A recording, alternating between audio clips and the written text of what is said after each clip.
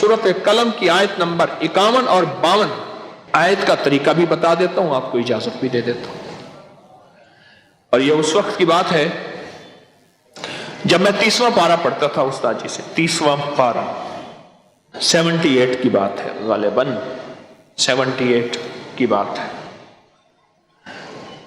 उस वक्त उन्होंने इजाजत दी थी, फरमाने लगे ये जब महसूस करो कि हमें किसी की नजर लग गई है या तुम किसी की नजर तोड़ने के लिए तो उस वक्त ऐसा करो, इस आयत को 3 बार 7 बार या 9 बार। फरमाने लगे मुझे तारिक पुत्र देखो मैं इन्हीं तासीर इतनी देंदा पिया, एक दफा पढ़ से तो 30 अधिकार लग सिया। मन जलाल में थे, बड़े नेक आदमी थे, दुर्वेश थे। उस्ताद जी निजामुद्दीन साहब, उस्ताद निजामुद्दीन साहब उनका नाम था, बहुत नेक थे। कहते पुत्र एक दफा पढ़ेगा तो बस तेरी तासीर ही तासीर है।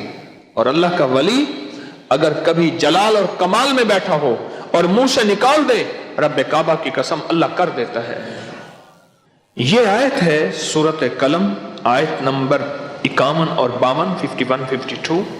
और ये आयत असल में उतरी थी मेरे आका कमली वाले के ऊपर नजरे बद लगाने वाले ने, जालिमों ने बाकायदा पूरी अपने कुरैश में जितने भी कुफार थे उन कुफार में मशहूर नजर लगाने वाले जमा किए कि आओ इस मोहम्मद पे सल्लल्लाहु तआला अलैहि वसल्लम पे नजर लगाओ और नौज़बिल्लाह इनको बर्बाद कर दो।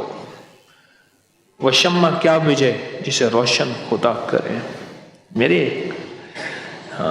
मेरे आका कमली वाले के साथ तो बरह रास्त अल्लाह की मदद थी, फरिश्तों की छांव थी।